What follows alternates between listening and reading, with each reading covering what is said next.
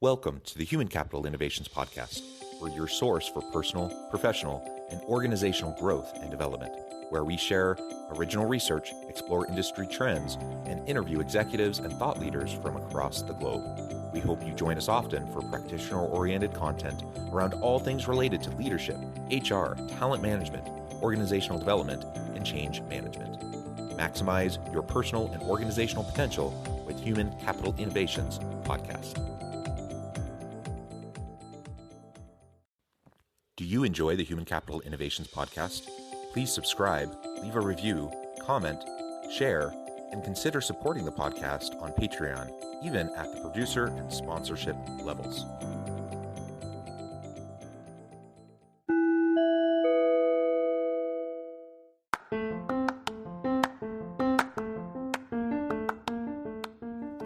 Welcome to the Human Capital Innovations Podcast. In this HCI podcast episode, I talk with Carrington Smith about blooming, the Gratitude Project, and finding gifts all around us.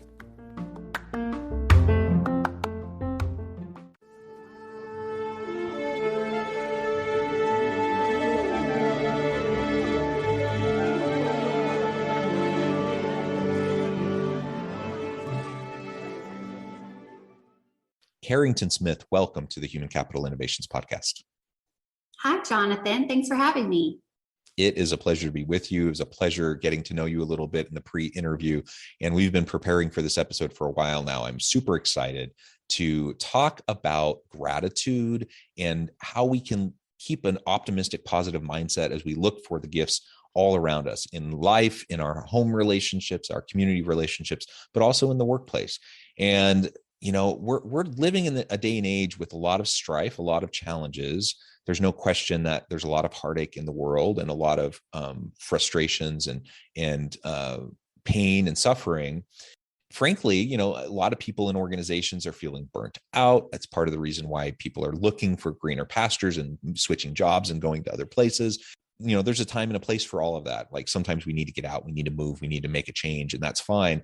But we also, I think part of it's mindset, and part of it is just our ability to recognize the good that's around us, to recognize the value in all of the blessings and gifts that we experience each and every day, and sometimes kind of get buried underneath the challenges and all of the other frustrations that we might be experiencing. So that's what we're going to be exploring today. I know you work on something called the Gratitude Project and with the Blooming Foundation. So we're going to talk about what those are. And we're going to talk about basically how can we look for the good around us so that we can thrive. As we get started, I wanted to share Carrie's bio with everybody. Carrie Smith worked as a trial lawyer for 7 years and then left the practice of law to pursue her passion for connecting people, businesses, and ideas. Today, as the owner of an executive search firm, a keynote speaker, and a Forbes Human Resources Council member, she finds joy in helping companies and executives make authentic, value-based connections that align with their long-term goals. She created Blooming Foundation to help the disadvantaged women and especially single moms get a hand up. She resides in Austin, Texas with her 2 teenage boys, the greatest source of love and joy in her life. I think that is fantastic. It's a pleasure to have you. Anything else you would like to share with listeners by way of your background or personal context before we dive on in? I think you got it covered. Well, very, very good. So why don't we start? Tell us a little bit about the Blooming Foundation. And then we'll talk a little bit about the Gratitude Project. Sure. So in this last year, I wrote a book. It's available on Amazon. It's called Blooming, Finding Gifts in the Shit of Life. And I use that word very intentionally because it's a double entendre, basically. We refer, colloquially on a daily basis about all the shit we've got going on or all the horrible things going on. But the reality is that shit is quite literally fertilizer. And basically, it's the hardships in our life that if we go back and we really look and examine them, that's where we find the gifts that we need to grow and bloom into our greatness. So in conjunction with the book, I launched the foundation, Blooming Foundation. I always knew I wanted to have a foundation. I've always been passionate about helping others. But as I was writing the book, I really keyed into how, like myself, a lot of single moms really don't get the support they need, particularly if they don't have any family. You think of Mother's Day and all the married moms are having spa days, they're going to Mother's Day brunch. And the mothers that work the hardest, the single moms, don't get any recognition. It's just another day taking care of the kids. And so the foundation is to provide support and resources to particularly single moms who need a hand up or a day off. Yeah. Yeah. That's really, really awesome. And I applaud you for those efforts. It's really tremendous. The reality is, again, like you said, we all deal with stuff. By the way, I love the title of your book. Thank you. It's perfect. We all deal with it, right? We all have stuff, and some people have to deal with more than others, for sure. And certainly disadvantaged and marginalized populations have to deal with even more than others. And so if we can just recognize, and validate the fact that, there are hard things that everyone's dealing with. We don't want to sweep it under the rug. We don't want to ignore it. It's not about being Pollyanna-ish and pretending like everything's good when it's not. That's not what we're talking about. No. So maybe you can lay out a little bit of the difference, for someone who might be skeptical and say, well, we're just going to put blinders on and pretend like everything's fine. How is what you're talking about a little bit different? Right. Well, so in my book, I walk through some truly horrific experiences that I've been through. I open the book with being raped in college. And it's one of those events where people go, well, how can you find good in that? And I walk the reader through the journey of how horrible it was and all the work it took to get to the other side of it. So the worst thing you can do is shove something under the rug. I refer to trauma as like the monster under the bed. If you don't deal with it, it will come back and get you. So you have to face it. But what I'm saying is, once you get to the other side, and actually even as you go through the trauma, one of my favorite sayings is, with adversity comes opportunity. And if you can embrace that as you're going through something truly hard and really difficult, if you have that in the back of your brain, you're looking for the opportunity in it or the gift in it. So at least, on some level, there's something on the other side. And so going through a lot of difficult experiences in my life, I learned that by going back, examining them, and actually claiming them, I was able to discover the gifts in the horrific experience. And for instance, with being raped, I learned that I had incredible emotional resilience and that I was a survivor. And then by using that gift from that experience, it helped to propel me through life and really helped me professionally, in that it's kind of like, once you've been through something that hard, it's like, this is nothing, I've been through some really difficult stuff. I can handle a lot. And another example I use in my book is about the gift of intuition. And I had a really hard childhood. I had a malignant narcissist for a father who, we never knew when he was going to blow up at any given moment. And so I was always walking on eggshells. And so as an adult, someone said to me, what's your greatest gift you have? And I said, well, it's intuition. And they said, well, where did you get that from? And it dawned on me that I got it from, kind of growing extra long nerve endings, trying to always navigate when he was going to blow up next. As a young child, I developed this superpower of intuition to help me survive. But as I got older and left that environment, it became this massive gift, in particular with what I do now in executive search. I meet people, I immediately know things about them that no one else in the room does. It's really a gift. But the other thing about learning that was a gift that I got from that experience is it helped me to forgive my father. I suddenly realized if I had gratitude for the gift that I received, I had to have gratitude for the path that birthed it. Boy, that's a hard concept. But once I realized, wow, I wouldn't have this gift if I hadn't gone through that, and I wouldn't change anything, it helped me reach a place of forgiveness for my father, and really embrace the gift and move past all that stuff in the past. Yeah. And not to excuse any bad behavior, and thank you for being vulnerable and sharing all of that with me and with my audience. And I'm so sorry you had to deal with those things. And again, not to give a pass to any bad behavior to anybody, but to also, to recognize that hurt people, right? Right. We all have baggage and we all have scars, and those who tend to hurt people the most often tended to be those who were hurt the most, particularly in their youth and formative years. And so that, again, doesn't excuse bad behavior, but it allows us to have a little bit of compassion and forgiveness for people who may do and say hurtful, damaging things. Right. And then what that does is it's just freeing, right? So we don't have to ruminate on those things that cause pain, and again, acknowledge the pain, but we don't have to ruminate on it and sit in that forever. We can learn and grow and heal and move past it, and then recognize, as you've done, recognize the good that has come from it, the things we have learned. Perhaps it's just things we've learned that we never want to do, or things that we know we hope to be different with our kids in the future, or a different kind of a boss in the workplace. That's a great lesson to learn. And that is a gift, even if it came from a painful source. Exactly.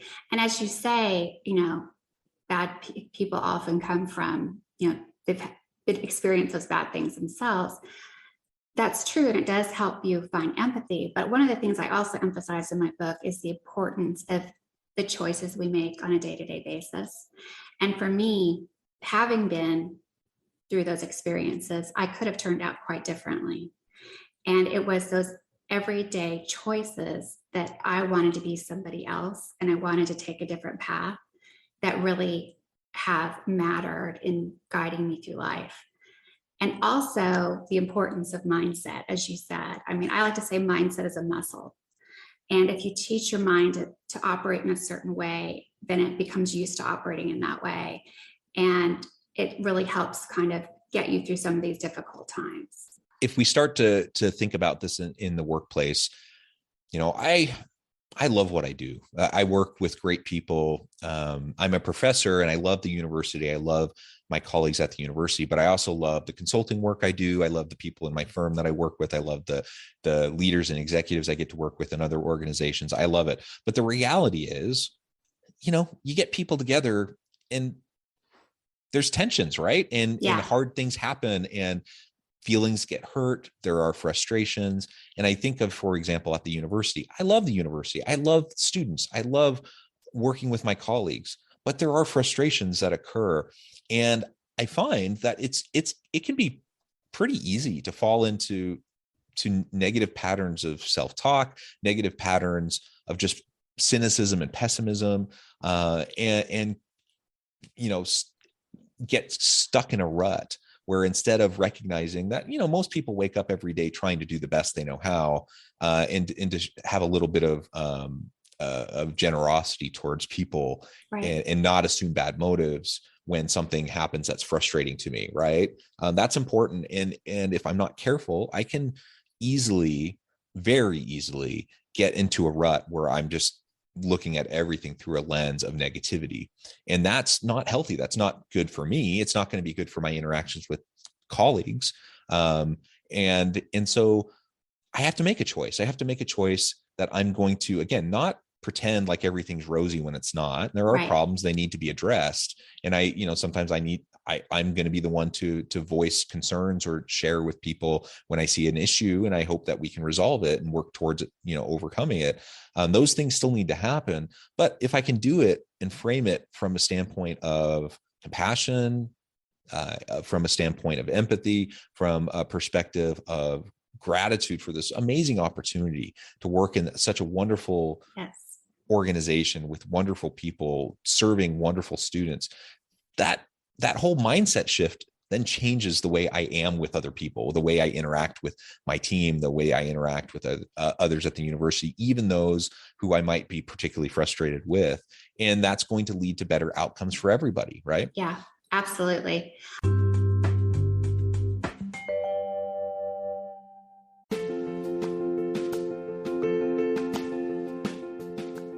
Check out my new book, The Future Leader: Creating and Transforming Next-Gen organizations. Stemming from 2 decades of professional experience and over 600 in-depth interviews with executives, thought leaders, and scholars from across the globe, The Future Leader will help you explore the ordinary, everyday actions that will help you to prepare to lead in the future of work, to respond to an uncertain future, and to produce extraordinary results for individuals, teams, and organizations.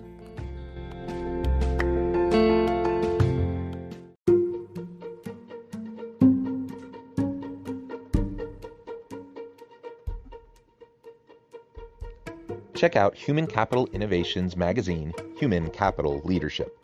Human Capital Leadership is a free, interactive e-magazine with the mission to help individuals, leaders, and organizations find innovative approaches to maximize their human capital potential. We publish issues quarterly in August, November, February, and May. Take a look at the latest issue and let us know what you think.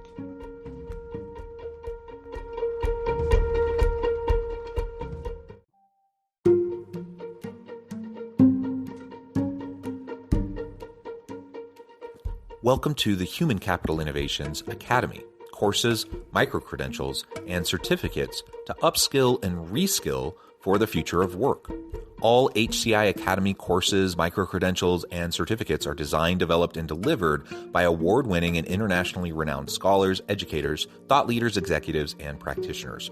Our courses, micro-credentials, and certificates will help you make your mark on the future of work and make an immediate impact in your organizations. Check out the HCI Academy and our many course offerings and certificates to upskill and reskill for the future of work.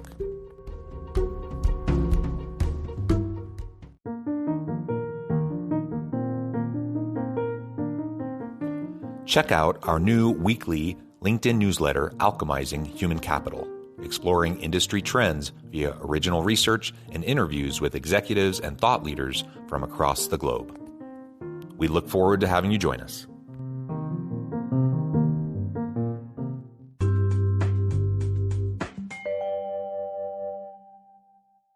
I'm going to say something a little bit radical, I feel like, particularly for women.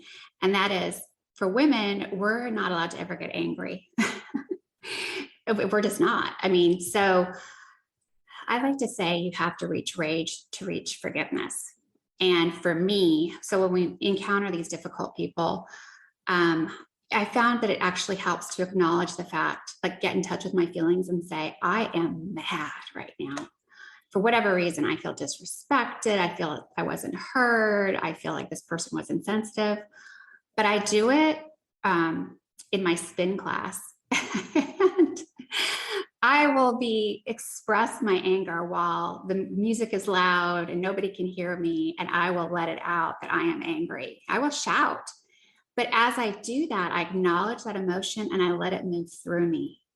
And then I've said, okay, I'm done. I've been angry. Now, how can I move past this and find a path that's a positive path to working around the situation or working through it or working with the people? But I think that sometimes we try to bury those emotions and just be like, okay, we're going to make this good. I just, you have to acknowledge the emotion and work through it, like let it go. I mean, obviously in a healthy way, but I think we do a lot of damage to our bodies by suppressing those emotions. Yeah, absolutely. Burying emotions is a surefire way to cause anxiety and stress. And it's going to come out, and it's almost never going to come out in a good way. Yeah. Yes. Either through negative coping mechanisms that we might, take on, or through, blowing up at people or whatever, right? It just usually doesn't come out in a healthy way. So I love, your spin class. That's awesome. A couple ways that I do the same thing. Sometimes, I go down to my basement where I have a little workout set up and I have like a heavy bag and I can put on my boxing gloves and go at it. If I've had a particularly stressful meeting, just take it out on the bag and express. And, people have different approaches to mindfulness, meditation, prayer, whatever. And this may sound sacrilegious to people, but I'm a spiritual person, and I consider myself a hopeful agnostic. I don't know that God's there, but I act as though God is there, and I pray, and I find prayer to be helpful and sustaining. But I'm not afraid to let God have it. So sometimes, I kind of unleash, and I usually do it when I'm walking my dogs at the park and I have some kind of alone time. I'm out in nature, I'm with my dogs.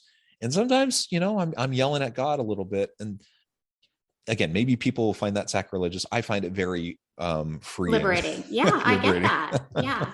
I mean, it's you're communicating with him about what's upsetting you. And I mean, I think that's, part of the process, right? I mean, God is a loving God. He's going to be listening and, helping you figure that out. So Yeah, that's great. And so there's a lot of different ways to do it, I guess, is what I'm trying to say. yeah, And do what works for you, but don't right. bury it, address Absolutely. it. Sometimes that means counseling. Sometimes that means therapy and other types of approaches. Sometimes it's just having a good friend that you can vent to, Yeah. or just where you can be seen and heard. So Yes. all of those are really, really important. But then to be able to get past it, so you Yeah. can move on in a healthy way is also important. So another big thing that you're working on is what you call the Gratitude Project. Tell Yes. us a little bit about that. So probably about a decade ago, I had a girlfriend who had just had a lot of really negative career experiences, and she'd become negative Nelly, basically, and she was getting hard to be around. And so I was trying to figure out how I could help her. And in the process, I ended up helping myself. I said to her, why don't we do something? Let's call it the Gratitude Project. I said, let's have one statement of gratitude every day that we share with each other. And let's do one act of kindness or act of service every day and share that with each other and hold each other accountable. And let's do it for a month. And we did that. And what was funny is, first of all, we came to an agreement on what constituted an act of service or kindness. And since we both were already involved with philanthropy, it made us actually take stock and realize the things we were doing, because we never gave ourselves credit. We were just living with all this guilt of not doing enough, but it helped us acknowledge what we were doing. And on the days that we weren't doing something, we were actively looking for something to do, even if it was holding the door open for somebody. Or there was one night I hadn't done anything and I was like, let me do the dishes for one of my friends. So it completely shifted our mindset towards actively looking to do things for others and actively looking, finding gratitude. And at first it was like we were saying the same, or I'm grateful for the same things again and again. And then it morphed outwards. And by the end of the month, the surprising thing by sticking to this was how it absolutely transformed our lives. And she moved from negative Nelly to a positive mindset to, by the end of the month, she had her dream job. I mean, and she's to this day has been so positive and touched so many lives. And for me, it just expanded my gratitude, and it changed my mindset and helped me realize the power of gratitude in doing things for others. And like literally, if it's holding the door open or giving up a parking spot, it's just always having that frame of mind that just is so transformative. And so in conjunction with the book, I tell that story in the book. We launched the Gratitude Project, where we actually have 30 days of gratitude prompts. And I feel like that just helps people, and then suggestions for acts of service. And we encourage people to pair up with somebody and try this for themselves. So we launched it in January, and basically we changed it so it can be, it's not attached to any particular date. It's just 30 days, but it's available for download on my website, which is carrington-smith.com. And anybody can do it. And I really encourage people to try it out, because it's surprising how something so simple, particularly when you do it with someone else and you're holding each other accountable, it can absolutely change your life. Yeah, I love that. And the simplicity of it, right? Yeah. It doesn't need to be this incredibly complex thing. Just taking moments every day to reflect and to express gratitude and thanks to those around us, and to recognize the good things that are in our lives. Yes. To share that with your partner, your spouse, with your children, share that with your coworkers. Yes. Right. And just little small acts of kindness and service can go a really long way. And, so in organizations, for example, we have recognition programs and we have, a variety of different things that organizations put in place. And there's nothing wrong with any of that. And you can give bonuses and you can have an employee of the month and you can do whatever, right? And maybe your people value that. And that's fantastic if they do.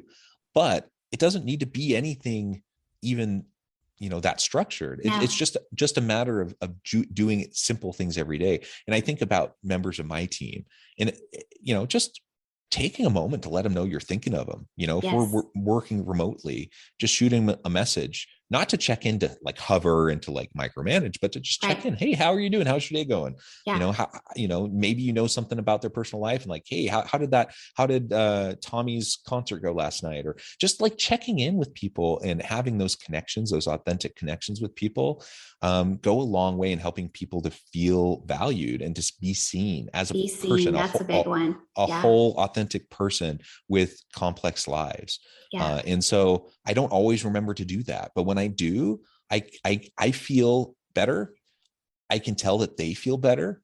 And it's just a small thing that may only take a couple minutes out of my day. That thoughtfulness is it goes so far. I mean, it's so rare for someone to be thoughtful these days because people are so self-involved that when you do that, I mean, it's like a huge deposit in that, relationship bank account. Yeah, absolutely. And those deposits build up over time, and that's how you're building trust, right? Yes. And how you're building relationships. And it can happen in the workplace. I would encourage listeners to think about like, what are some basic things you could do? Maybe you institute the gratitude project in your team. And it doesn't need to, some people might say, well, that's just warm, fluffy, fuzzy stuff. And that, it's just cheesy and nobody, some people may feel that way at first, but people like to be complimented. People like to have their contributions acknowledged. And if you do it in authentic ways, I think it'll be appreciated. I don't know if you've seen the show Ted Lasso, but that's something that he does so well. He's just so present with people, and everyone he's with is important to him. And he's always seeing the good in people, and he's always seeing the value that they bring, and he lets them know about it. Yeah. Right. And that goes such a long way to engendering gratitude and trust and commitment and loyalty and just leads to better performance. Absolutely. And then people want to perform for you because they feel valued and seen and heard and all of that. Absolutely. Yeah. Well, Carrie, it has been a pleasure. I note the time, it has flown by. We could continue and there's so much more to talk about, but for today, we're going to have to come to a close. Before we wrap up, though, I wanted to give you a chance to share with listeners how they can connect with you and find out more about your work, and then give us a final word on the topic for today. Sure. Well, my personal website is carrington-smith.com, which you can find links to the book, which is also available on Amazon. And again, it's Blooming: Finding Gifts in the Shit of Life. And the Gratitude Project is also available on that website. You can also find me on all the different social media at Carrington ATX, which is for Austin, Texas. And then my work website. So I also do executive search, and that is carringtonlegal.com.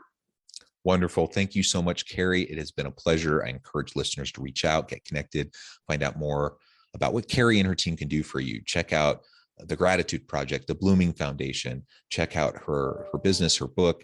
I hope everyone can just foster positivity and gratitude in your life and share that with those around you. And as always, I hope everyone can stay healthy and safe, that you can find meaning and purpose at work each and every day. And I hope you all have a great week.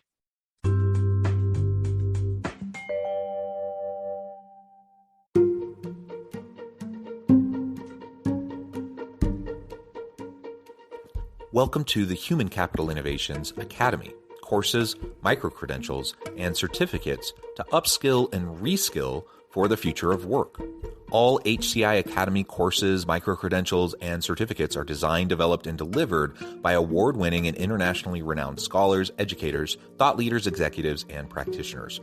Our courses, micro-credentials, and certificates will help you make your mark on the future of work and make an immediate impact in your organizations. Check out the HCI Academy and our many course offerings and certificates to upskill and reskill for the future of work.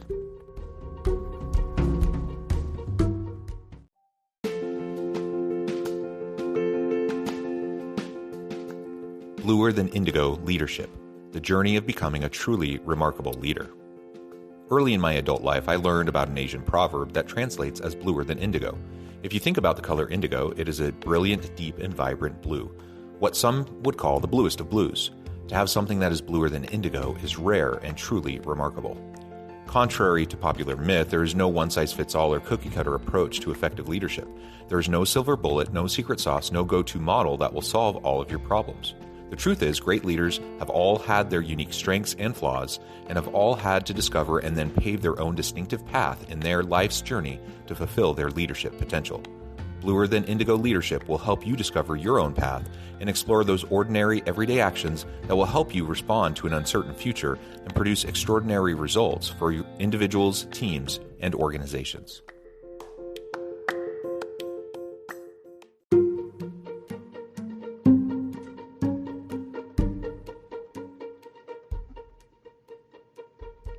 Check out Human Capital Innovations magazine, Human Capital Leadership.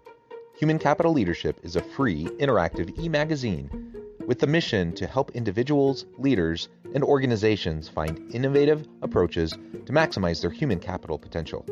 We publish issues quarterly in August, November, February, and May.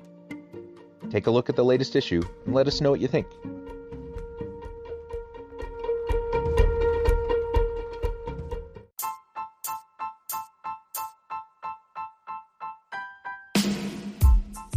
The alchemy of truly remarkable leadership.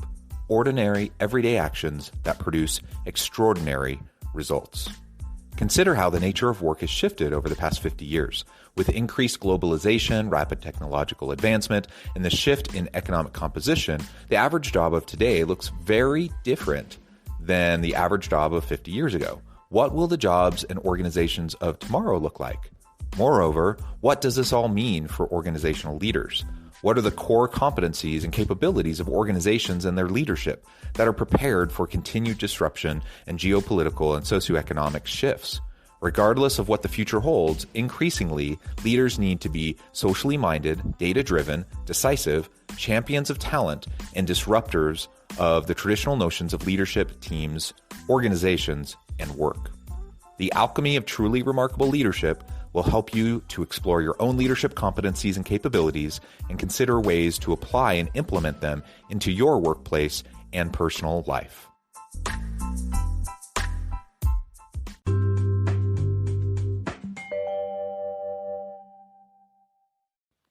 Do you enjoy the Human Capital Innovations podcast? Please subscribe, leave a review, comment, share, and consider supporting the podcast on Patreon, even at the producer and sponsorship levels.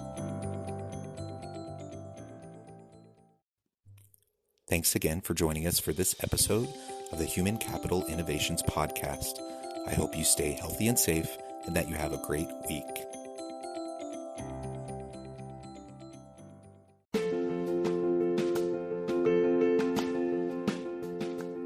Check out my new book, The Future Leader: Creating and Transforming Next-Gen Organizations.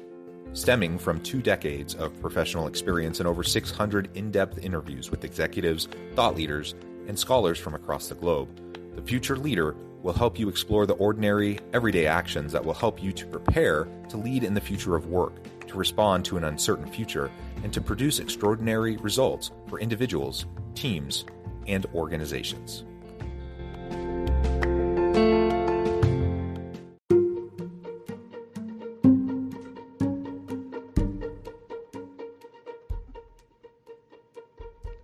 Check out Human Capital Innovations magazine, Human Capital Leadership.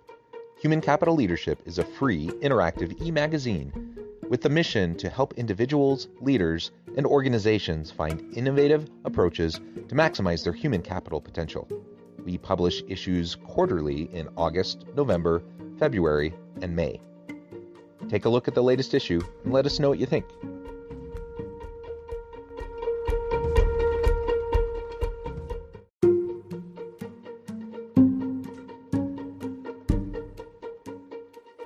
Welcome to the Human Capital Innovations Academy.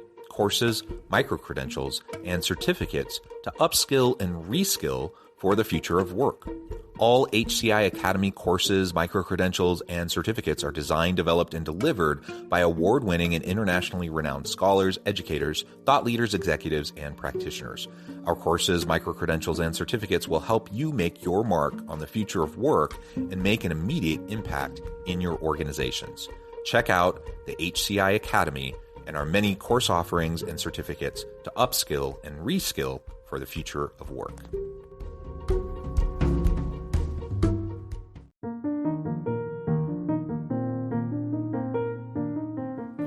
Check out our new weekly LinkedIn newsletter, Alchemizing Human Capital, exploring industry trends via original research and interviews with executives and thought leaders from across the globe. We look forward to having you join us.